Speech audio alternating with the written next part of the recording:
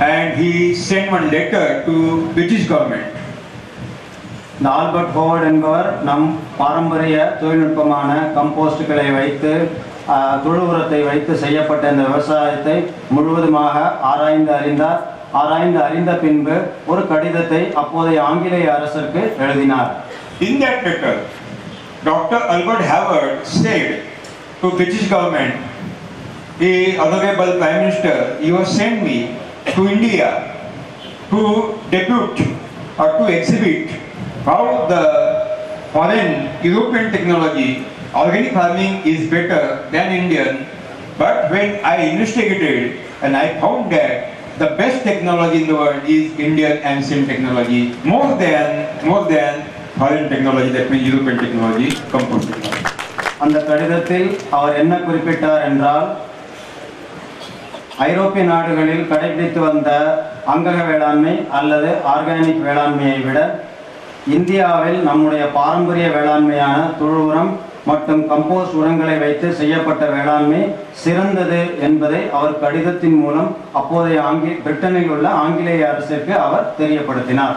That means European scientists says that Indian ancient technology is the best than organic farming, compost technology, and our agriculture scientists say that the organic farming, compost technology is the best technology than Indian farming.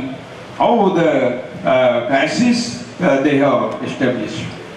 இதன் மூலம் என்ன தெரிந்து கொள்ள வேண்டும் என்றால், முந்தைய காலகட்டத்திலேயே ஆங்கிலேய தொழில்நுட்ப வல்லுநர் இங்கு வந்து ஆராய்ந்து அறிந்து என்ன சொன்னார் என்றால், நம்முடைய விவசாயிகளின் பாரம்பரிய தொழில்நுட்பமான கம்போஸ்ட் தொழில்நுட்பம் அல்லது தொழு உரத்திலான தொழில்நுட்பம் சிறந்தது என்று அவரே கூறிவிட்டார். நிலைமை இவ்வாறு இருக்க தற்போது உள்ள விவசாய கல்லூரிகளில் உள்ள தொழில்நுட்ப வல்லுநர்கள் என்ன சொல்கின்றார்கள் என்றால், நம்முடைய கம்போஸ்ட் தொழில்நுட்பத்தை விட அங்கக வேளாண்மையே சிறந்தது என்று கூறி வருகின்றனர். இதை நாம் எவ்வாறு ஒத்துக்கொள்ள முடியும்? That means this is the certificate is given by the European scientists, technologists, that ancient Indian technology, Indian farming technology is better than organic European technology.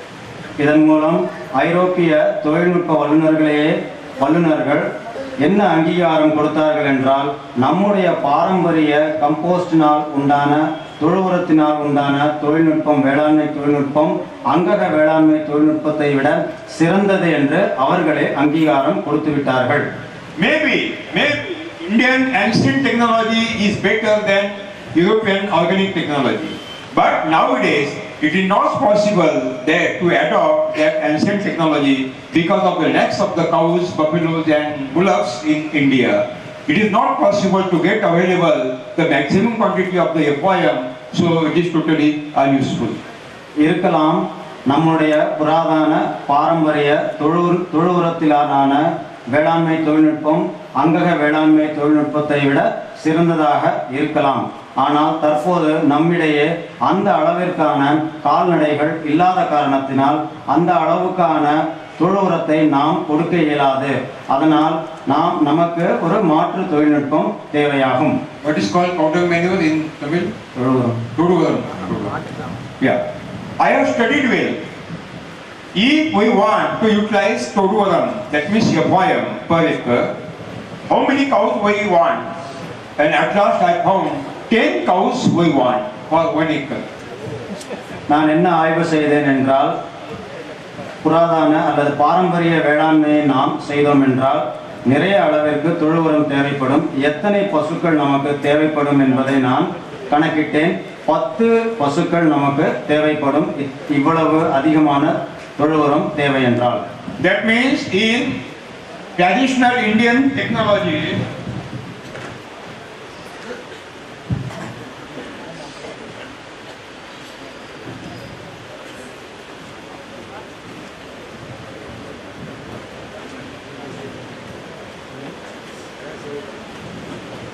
we want 10 cows for 1 acre. என்னவென்றால் நம்முடைய பாரம்பரிய வேளாண் தொழில்நுட்பத்திற்கு 10 கால்நடைகள் 1 ஏக்கருக்கு தேவைப்படும். And we have now 8 crore cows in India. and we have 35 crore acre land, cultivated land. நம்மிடையே 8 கோடி அளவிலான கால்நடைகள் அல்லது பசுக்கள் உள்ளன. ஆனால் விவசாயத்திற்கு ஏற்ற நிலங்கள் 35 கோடி ஏக்கர்கள் உள்ளன. That means if you want 8 crore cows in India, we have 35 crore acre land today. That means for one cow 4 acre land. This is the equation. If you want to utilize cow dung manure for 4 acre, we have only one cow. And we want 40 cows for 4 acre. That means it is not possible to get available 40 cows. It is totally impossible, totally impossible. நாம் என்ன தெரிந்து கொள்ள வேண்டும் என்றால் 8 கோடி கால்நடைகள் உள்ளன. விவசாயத்திற்கு ஏற்ற நிலங்கள் 35 கோடி ஏக்கர்கள் உள்ளன. இதன் மூலம் ஒரு பசு அல்லது ஒரு கால்நடை 4 ஏக்கர் நிலத்திற்கு உள்ளது. ஆனால் நமக்கு தேவையோ 40 கால்நடைகள் தேவைப்படும். அதனால் நாம் பாரம்பரிய விவசாய தொழில்நுட்பத்தை கடைபிடிக்க முடியாது. But in my technology, zero budget natural farming, we want one cow for 30 acre land. That means cow is not a question. Cow is not any problem. We have sufficient cows. We want only one cow for 30 acre land. And we have 8 crore cows. That means we have more than requirement.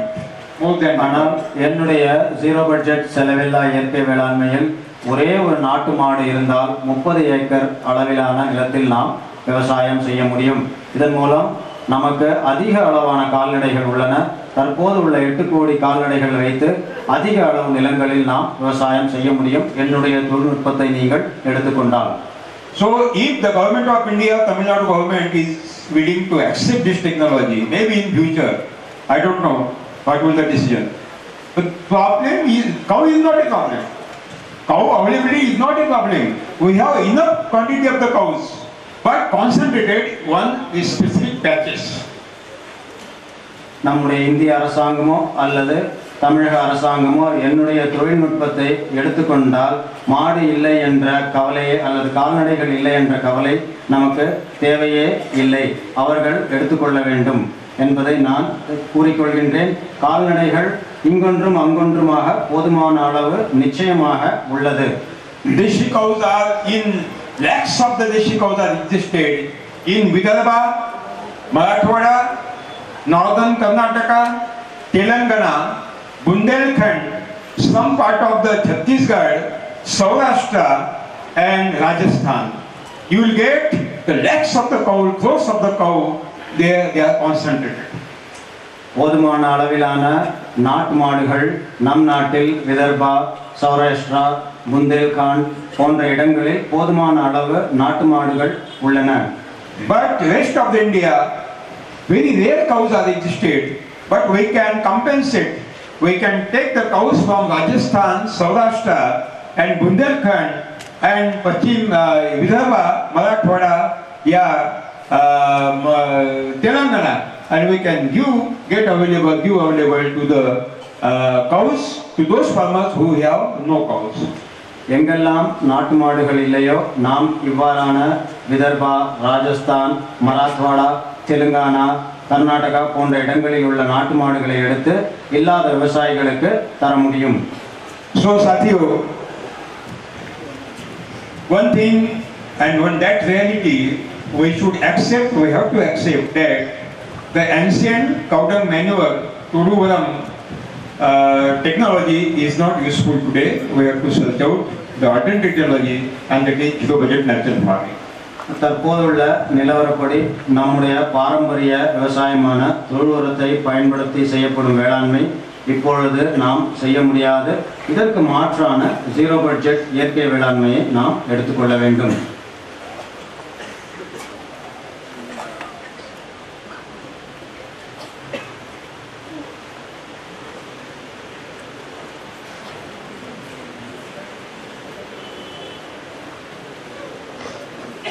vermicompost technology is developed in Europe, not in India. மண்புழு உரத்தில் செய்யப்படும் வேளாண்மை தொழில்நுட்பமானது ஐரோப்பிய நாடுகளில் இருந்து வந்தது. There was a big problem the scientists in Europe and America were facing, and that problem was how these heavy metals are coming in the food production. That means cadmium, arsenic, mercury, lead. These residues of the heavy metals are coming in food material. What are the sources? They started to find out. ஐரோப்பிய நாடுகளில் ஒரு பிரச்சனை இருந்து வந்தது. அவர்களுடைய உணவில் cadmium, arsenic, nickel, mercury போன்ற உலோகங்கள் காணப்பட்டன. இவை மனிதனுக்கு கேடு விளைவிக்கக்கூடியது. இது எவ்வாறு வந்தது என்று அவர்கள் ஆய்வு செய்தனர். And after the research and search out, they found that chemical fertilizers are the main sources of these heavy metals. ஆய்வுக்கு பிறகு அவர்கள் என்ன கண்டுபிடித்தார்கள் என்றால் ரசாயன உரத்தில் இருந்தே இந்த உலோகங்கள், கடின உலோகங்கள் வந்தது என்பதை கண்டுபிடித்தனர். Because every chemical fertilizer have small quantity of these heavy metals, cadmium, arsenic, mercury, lead. எல்லா ரசாயன உரத்திலும் காட்மியம், ஆர்சனிக், நிக்கல், மெர்க்குரி போன்ற உலோகங்கள் இருக்கும்.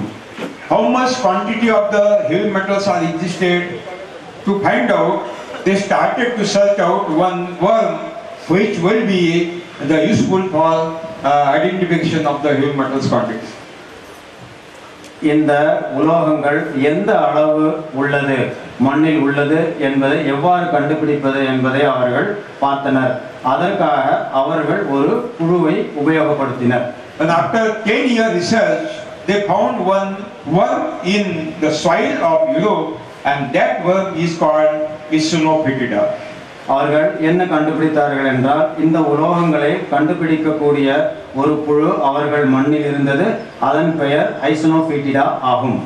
Isonophytida worm, it is not a earthworm basically, it is a surface feeder worm.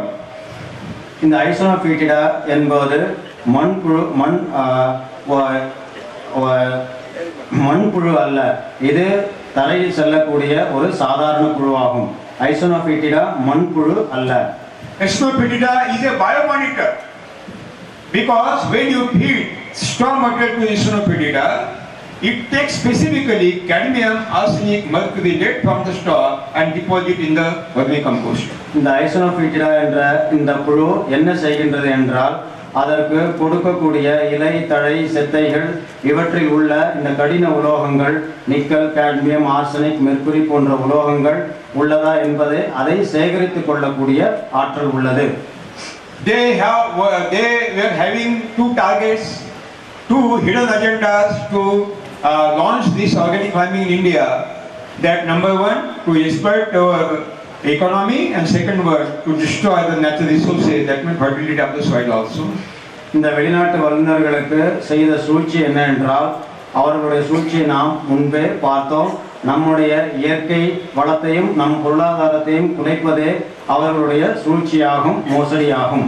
And when they saw that Isonophytida restrict the humus creation, destroy the fertility, and add these heavy metals in the soil, and soil become barren and poisonous, and they decided to utilize this Isonophytida in vermicompost technology. அவர்கள் நம்முடைய பொருளாதாரத்தை குலைப்பதற்கு, வளத்தை குலைப்பதற்கு இந்த புழுவை பார்த்தனர். இந்த புழு என்ன செய்கின்றது என்றால் மண் வளத்தினை அழித்து அந்த மண் வளத்தினுள்ளே இந்த உலோகங்களை சேர்த்துவிடும். எனவே அவர்கள் இந்த மண்புழு உர தொழில்நுட்பத்தை கண்டுபிடித்தனர். They started to find out those agencies which will accept this vermicompost technology in India. At last they found there are so many NGOs, non-government agencies. They are doing very well job in the society, but they do not get the fund, and because of the fund they can't do anything. So they thought if you will give the funds, they will start their activities. Only we will say that you have to give the propaganda of this Isonophytida, that means vermicompost technology in India. அவர்கள் இதை நம் நாட்டில் எவ்வாறு புகுத்துவது என்பதை பார்த்தனர். அப்பொழுது அவர்கள் என்ன கண்டுபிடித்தார்கள் என்றால், அரசு சாராத இயக்கங்கள் நம் நாட்டில் பல இயங்கி வந்தன. இந்த இயக்கங்களுக்கு பொருள் அல்லது பணம் இல்லை. இவர்களுக்கு பண உதவி செய்தால் இவர்கள் இந்த தொழில்நுட்பத்தை நம் நாட்டில் பரப்புவார்கள் என்பதை கண்டுபிடித்தனர். அவர்கள் மூலமாகவே, பல அரசு சாராத இயக்கங்கள் மூலமாகவே இந்த மண்புழு உர தொழில்நுட்பத்தை நம் நாட்டில் இவர்கள் புகுத்தினர். They did not know at that time the vermicompost is dangerous. They do not know. They thought that okay, this is the best technology, the alternative technology for the chemical fertilizer, chemical farming. So it is better to exhibit in India. So NGOs accepted that technology immediately. அந்த சமயத்தில் எப்பொழுது புகுத்தினார்களோ இந்த அரசு சாராத இயக்கங்களுக்கு இந்த தொழில்நுட்பமானது அபாயகரமானது என்பது தெரியவில்லை. அவர்களுக்கோ பொருளுதவி நிறைய கிடைத்தது. அந்த பொருளுதவியை எடுத்துக்கொண்டு இந்த தொழில்நுட்பத்தை நம் விவசாயிகள் இடையே அவர்கள் புகுத்தினர். So in initial period, the NGOs, non-government agencies accepted this technology, vermicompost technology, and they exhibit in India. ஆரம்ப காலகட்டத்தில் இந்த அரசு சாராத இயக்கங்கள் இந்த மண்புழு உர தொழில்நுட்பத்தை எடுத்துக்கொண்டு நம் விவசாயிகளுக்கு இடையே அவர்கள் பரப்பினர். Today also they do not know how the organic farming and vermicompost technology conspiracy. Today also they do not know.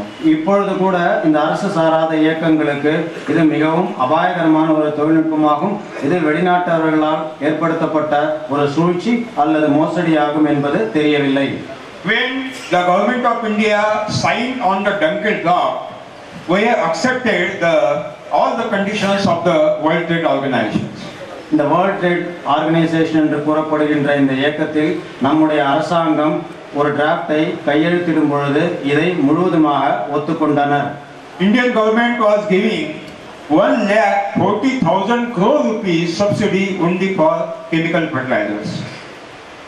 1,40,000 கோடி அளவிற்கு மானியத்தை இந்திய அரசாங்கம் ரசாயன உரத்திற்கு ஒவ்வொரு ஆண்டும் அளிக்கின்றது. So WTO, World Trade Organization, pressurized the government of India to reduce the subsidy of chemical fertilizers. இந்த world trade organisation என்ற அமைப்பு நம்முடைய அரசாங்கத்தை நிர்பந்தப்படுத்தி இந்த மானியத்தை குறைக்க சொன்னது. And under that pressure, the government of India started to search out the alternative technology, and they found organic farming is the best technology. And afterward, government of India has launched this technology towards the farmers. இந்த நிர்பந்தத்தினால் நம்முடைய அரசாங்கமும் இந்த மானியத்தை குறைப்பதற்கு என்ன செய்வது என்பதை பார்த்த பொழுது அதற்கு மாற்றாக இந்த மண்புழு உர தொழில்நுட்பம் சிறந்தது என்று கருதி இதை ஏற்றுக்கொண்டது. Biodynamic farming also is a pre-planned conspiracy because it is not Indian technology, it is a foreign technology. கொம்பு சாண உர தொழில்நுட்பமும் ஒரு சூழ்ச்சியாகும். வெளிநாட்டவர்களால் இது ஒரு மோசடியே ஆகும். So lack of the time, it is not possible to give the description details of this organic farming, but we can come on the conclusion that organic farming is not Indian farming. It is not a Swadeshi technology. It is a foreign technology, British technology, and only hidden agendas to number one, to exploit the natural resources and to exploit our Indian economy. நம்முடைய நேரம் குறைவாக உள்ளதால் இந்த அங்கக வேளாண்மையின் மற்றொரு தொழில்நுட்பமான இந்த கொம்பு சாண உர தொழில்நுட்பம் எவ்வாறு அபாயகரமானது என்பதை நாம் பார்க்க இயலாது. ஆனால் நான் என்ன கூறுவேன் என்றால் இந்த கொம்பு சாண உர தொழில்நுட்பம் ஒரு திட்டமிட்டு வெளிநாட்டவர்களால் புகுத்தப்பட்ட ஒரு சூழ்ச்சி மற்றும் மோசடியே ஆகும். When we discuss about the soil, we say this is the fertile soil. The value is 10 lakh per acre. This is not so fertile, value is 4 lakh per acre. That means the valuation of the soil is dependent on the productivity and fertility of the soil. நாம் ஒரு நிலத்தை மதிப்பிடும் பொழுது எவ்வாறு மதிப்பிடுகின்றோம்? அதனுடைய மண் வளத்தை வைத்து. மண் வளம் அதிகமாக இருக்கும் நிலத்தினை 10 லட்சம் ரூபாய் என்றும், மண் வளம் அதிகம் இல்லாத நிலத்தினை 4 லட்சம் என்றே நாம் அதனை மதிப்பிடுகின்றோம். எனவே மண் வளத்தை பொறுத்தே அந்த நிலத்தை நாம் மதிப்பிடுகின்றோம் என்பதை நாம் தெரிந்து கொள்ள வேண்டும். As I clarified in the pre-launch session that the soil fertility is also a productivity of the crop. That means soil fertility is equal to productivity of the crop. மண் வளம் இருந்தால் மட்டுமே மகசூல் கிடைக்கும், உற்பத்தி பெருகும். How much our soil will be fertile, we can get maximum production. எவ்வளவு மண் வளம் அதிகமாக உள்ளதோ அந்த அளவுக்கு மகசூல் அதிகரிக்கும். So production of the uric crop is dependent on the fertility of the soil. உற்பத்தி மண் வளத்தை பொறுத்தே உள்ளது. What is the fertility? There is one substance in the soil which is giving the fertility to the soil. மண் வளம் என்றால் என்ன? அந்த மண்ணில் ஒரு பொருள் உள்ளது, அதனை பொறுத்தே மண் வளம் குறியிடப்பட்டுள்ளது. And that substance is humus. அது மண்ணின் வளம் மக்காகும். That means humus is the fertility of the soil, humus is the productivity of the soil. மண்ணின் வளம் மக்கையாகும். That means how much we can create maximum quantity of the humus in the soil, our productivity will be increased, ultimately crop production will be increased.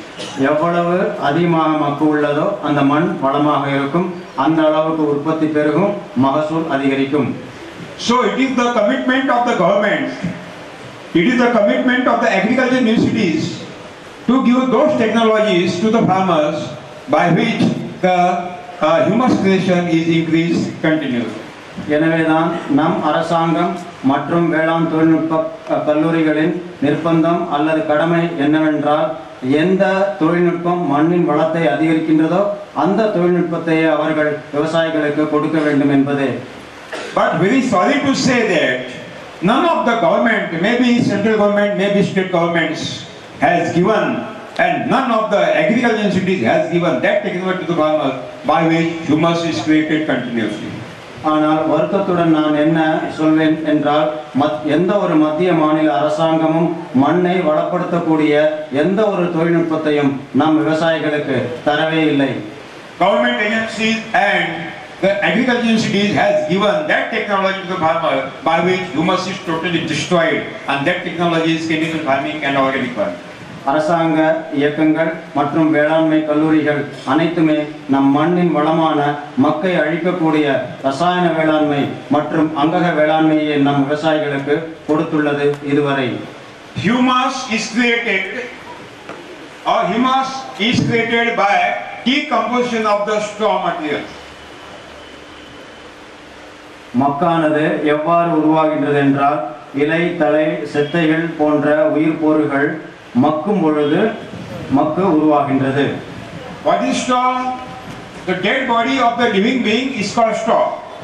Maybe dead body of the vegetation, maybe dead body of the human being, maybe dead body of the animals, maybe dead body of the birds, maybe dead body of the insect and bacteria. All these dead body of the living being is called straw. இவ்வாறான இலை, தழை அல்லது சிதைந்த பொருட்கள் என்னவென்றால், இந்த பொருட்கள் சிதையக்கூடிய இந்த பொருட்கள் தாவரங்களாகவும் இருக்கலாம், உயிர் பொருட்களாகவும் இருக்கலாம், உயிர் அணுக்களாகவும் இருக்கலாம், பறவைகளாகவும் இருக்கலாம். எந்த ஒரு உயிர் பொருளும் சிதையும் பொழுது இது உருவாகின்றது. On another side, we can say that the residues of the straw are residues of the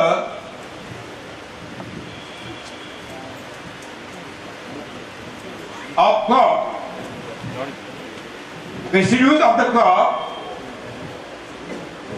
all the residues of the crop, that means what are the straw of the crop, roots of the crop. After removing the grain, straw of the crop and roots of the crop, these are the straw materials which is to be utilized only for humus creation.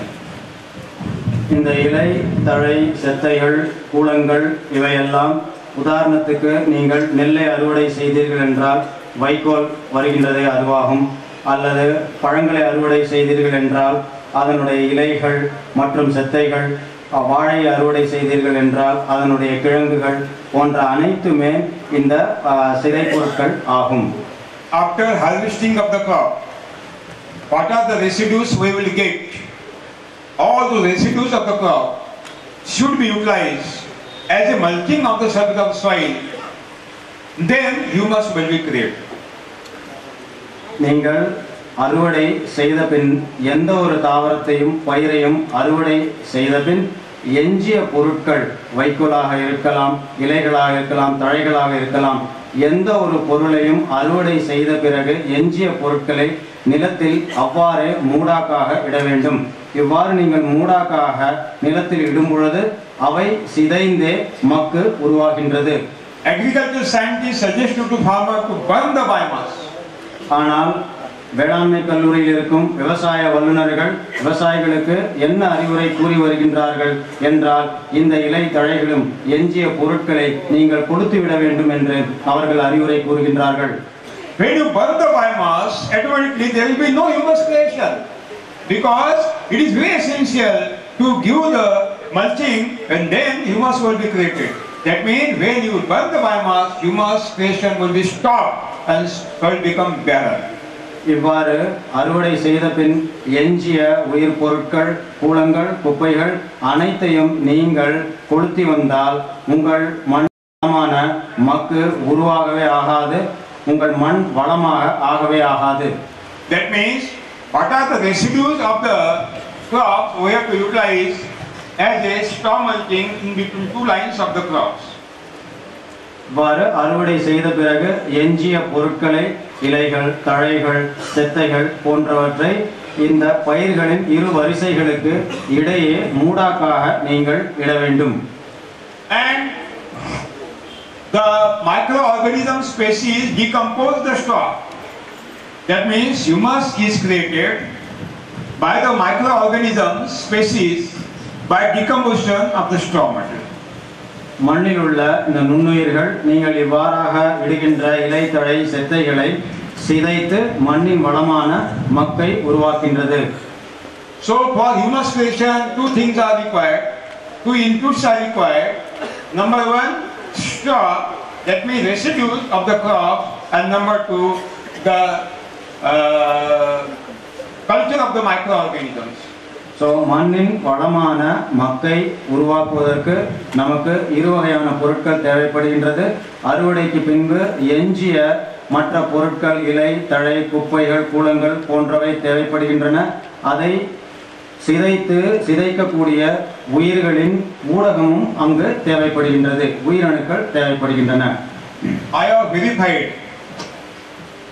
all the dungs of urine of all breeds of the Indian cow in laboratory to find out which is the best culture of the microorganism, which cow dung, and at last I found the cow dung is the best culture of the microorganism. இந்த இலை தழைகளை சிதைப்பதற்கு நமக்கு உயிரணுக்கள், நுண்ணுயிர்கள் தேவைப்படுகின்றன. இந்த நுண்ணுயிர்கள் எந்த சாணத்தில் உள்ளது, எந்த ரக மாடுகளின் சாணத்தில் சிறந்த நுண்ணுயிர்கள் உள்ளது என்பதை நான் ஆராய்ந்து அறிந்தேன்.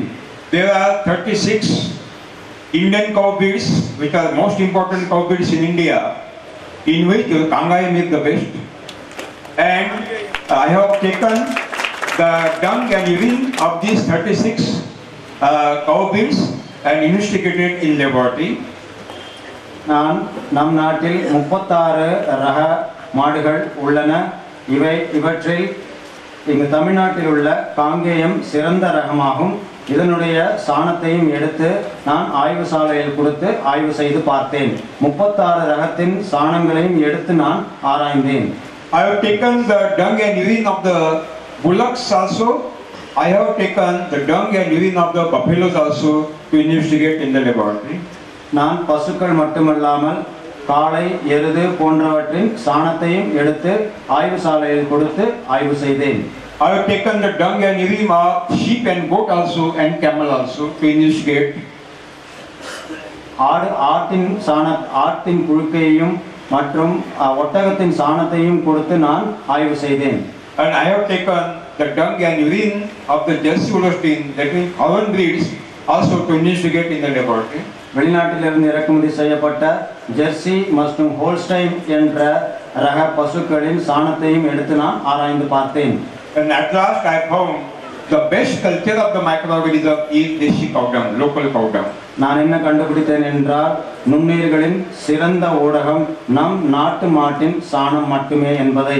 I found in 1 gram of Deshi cow dung, 1 gram of Deshi cow dung is having minimum 300 crore to 500 crore. That means 3,000 million to 5,000 million beneficial effect to microorganisms. நான் நம் நாட்டு மாட்டு சாணத்தை எடுத்து ஆய்வு செய்ததில் 1 கிராம் நாட்டு மாட்டு சாணத்தில் 300 கோடி முதல் 500 கோடி அளவிலான நன்மை செய்யக்கூடிய நுண்ணுயிர்கள் உள்ளது என்பதை கண்டுபிடித்தேன். In Jersey Holstein cow dung, I did not find out more than 70 lakh population of the microorganism, and maximum species was a dangerous, that means pathogenic bacteria. Jersey மற்றும் ஹோல்ஸ்டைன் என்ற மாடுகளின் சாணத்தில் நான் என்ன கண்டுபிடித்தேன் என்றால் 1 கிராமில் 70 லட்சம் அளவிலான நன்மை செய்யும் நுண்ணுயிர்கள் மட்டுமே, எஞ்சிய நுண்ணுயிர்கள் தீமை செய்வன என்பதை நான் கண்டுபிடித்தேன். And Jersey Holstein is not a cow, it is another dangerous animal. Jersey மற்றும் ஹோல்ஸ்டைன் என்பது மாடு அல்ல, இது ஒரு அபாயகரமான ஒரு பிராணியாகும். And I challenge agriculture universities, they have to prove that Jersey Holstein is a cow. I am open challenging them. நான் என்ன சவால் விடுகின்றேன் என்றால், இந்த வேளாண்மை கல்லூரிகளுக்கு ஜெர்சி மற்றும் ஹோல்ஸ்டைனை அவர்கள் பசுக்கள் என்று அவர்கள் கூற வேண்டும், அதை அவர் நிரூபிக்க வேண்டும் என்பதை நான் அவர்களுக்கு சவாலாக விடுகிறேன்.